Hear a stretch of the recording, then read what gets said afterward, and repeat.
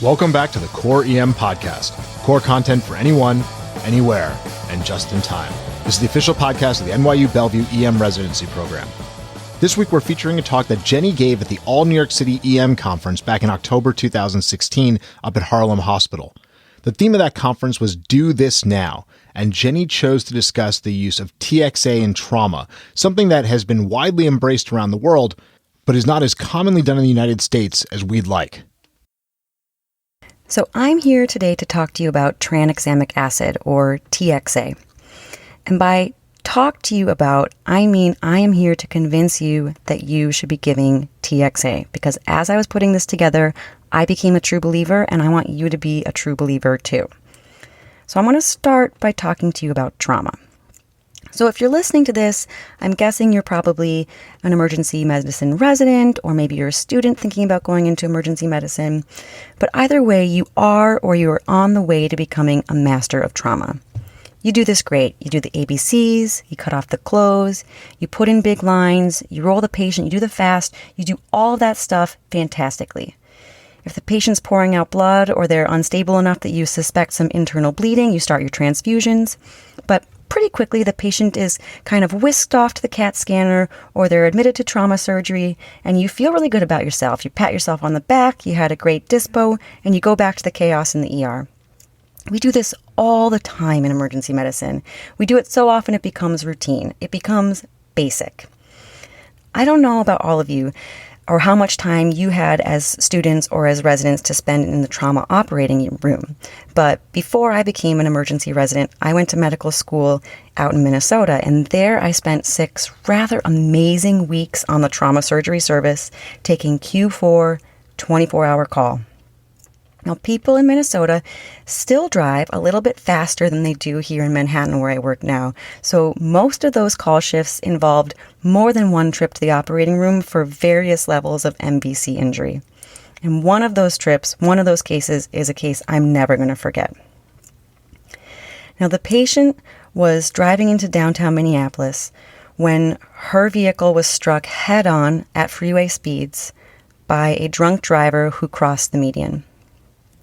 She was unstable in the trauma bay, and we gave her all of the massive transfusion, and we did everything we could to stabilize her, but we ended up literally running with her to the operating room for an X-lap.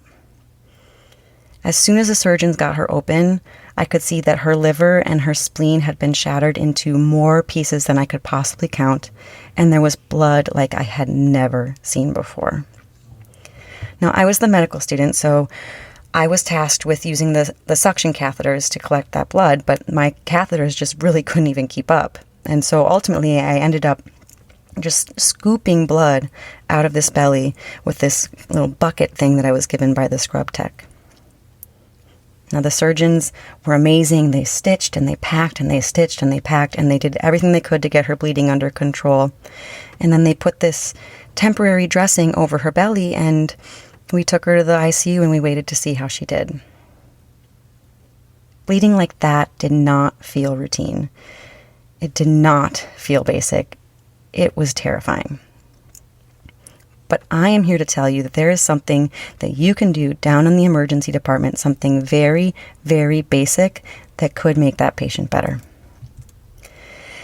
Now, I'm of the opinion, obviously, that TXA, or tranexamic acid, is a pretty basic drug, and it should be part of our basic trauma repertoire. So as I was thinking about putting this together, I thought, what are those basics? What are basics? And I was reminded of those question words that we learned back in elementary school, the who, what, where, why, when, and how. And I thought I could use those basic words to kind of frame our thinking of TXA and help convince you that you should be giving it. So we can start with what? TXA is an antifibrinolytic agent. It's a synthetic analog of the amino acid lysine, and it serves as an antifibrinolytic by reversibly binding lysine receptor sites on plasminogen or plasmin, and then this prevents plasmin from binding to and degrading fibrin, and that preserves the framework of the fibrin's matrix structure and allows the blood to clot. It was discovered back in 1962, and it's been on the World Health Organization's list of essential medicines since 2011. It's been used for a long time over the counter in Britain and Japan to treat heavy menstrual periods, and it is cheap, cheap, cheap. Nevertheless, it's really not been rapidly adopted in emergency rooms across the United States, and I think it should be. So where? The big data in favor of TXA in trauma comes from the CRASH-2 trial. This is the study I'm going to talk about here for the next couple of minutes, but I'm going to give you some other data too, so don't worry. I'm going to really convince you. So the next question to talk about is why. Hemorrhage is a leading cause of death among patients with major trauma. This happens in a few ways. Obviously, there's the direct injury to tissues and organs that leads to bleeding, like what I saw in my patient. But additionally, we know that trauma patients suffer from clotting disorders through mechanisms we don't completely understand and that I don't really have to go into here, but we know they exist. And so we know if we can make those things better, we might make our patients better.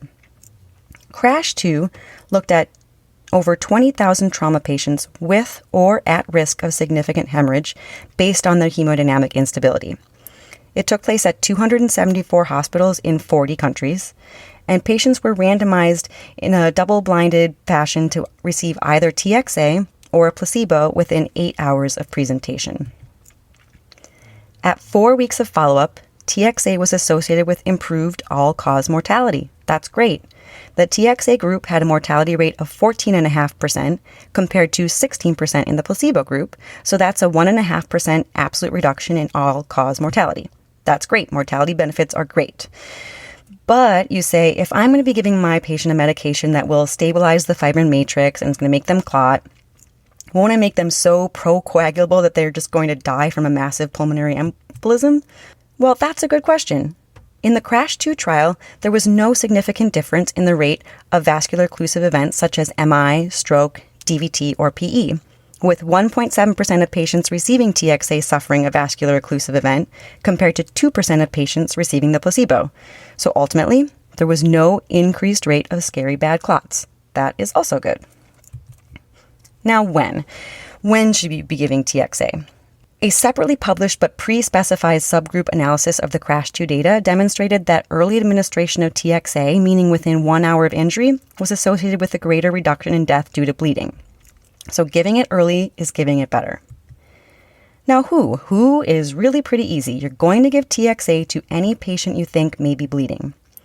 The MATTERS trial looked at the effects of TXA in a modern combat hospital and showed that the patients given TXA again had a lower mortality, 17.4% in the TXA group compared to 23.9% in the non-TXA group. But now what's even cooler is in the MATTERS trial, they went on to look at the really sick patients, those requiring massive transfusion, and here they saw an even better mortality benefit, with a mortality rate of 14.4% in the TXA group compared to 28.1% in the non-TXA group. That's a whole lot of numbers that I just said, but what this translates to is a number needed to treat of just 7 to prevent death or worsening coagulopathy. Now, that is crazy, so let me say that again. The number needed to treat is just 7. You have to give an inexpensive drug to only 7 patients who require massive transfusion to prevent death or worsening coagulopathy. Now, if I still haven't convinced you, let's look at another study. In this article from BMC Emergency Medicine, they looked at the data from the CRASH-2 trial as well as from the World Health Organization's mortality data. And they estimated that there are 400,000 in-hospital deaths from bleeding each year. Now, if all hospitalized bleeding patients were given TXA within an hour of injury, then up to 128,000 of these premature deaths could be avoided. Now, if you think, Jenny, there is no way we can get this into everyone within an hour, okay, fine. Let's consider that if you give it to all these patients within 3 hours of injury, then still up to 112,000 premature deaths could be prevented. Now, that's a lot of lives saved. Now, I keep telling you that it's cheap, but just how cheap is it? For this, you can look at a cost analysis from the Journal of the Public Library of Science. And here they looked at health outcomes measured in life years gained and considered 2 different costs, the cost of giving TXA and the cost of additional days in the hospital. And then they used this to measure cost effectiveness in terms of dollars per life year gained. The group that performed this analysis was interested in the cost effectiveness in low, middle, and high income countries. So they compared costs and lives saved in Tanzania, India, and the UK. And it's a really neat article, so I recommend you take a look at it. But for the sake of time, let's assume that the US, where I work, is most like the UK and look at those costs. When looking at it in terms of life years saved, TXA costs only $64 per life year saved. Now, I don't know about you, but I find it easier to spend more than that on dinner out in New York City. And even the best possible New York City dinner is definitely worth a heck of a lot less than a life year saved. And lastly, let's talk about how. This one is really easy too. You're going to be giving a 1 gram bolus followed by a 1 gram infusion over the next 8 hours. That's easy and it's important, so I'm going to say it again. A 1 gram bolus followed by a 1 gram infusion over the next 8 hours. So what do I want you to remember about TXA? It's pretty simple. First, giving TXA provides a mortality benefit to the bleeding trauma patient. Remember, when given to patients requiring massive transfusion, the number needed to treat is only 7 to prevent death or worsening coagulopathy. That's a really fantastic NNT. Second, give the TXA early. When given in the first hour, it's associated with greater reductions in death. So as soon as you're worried about the bleeding patient, and especially if you are activating the massive transfusion protocol, give the TXA. And then, of course, I want you to remember how. In the chaos of the trauma bay, I think you're going to be more likely to give this if you can remember how off the top of your head. So it's simple. Give a 1 gram bolus followed by a 1 gram infusion over the next 8 hours. Give TXA, give it now.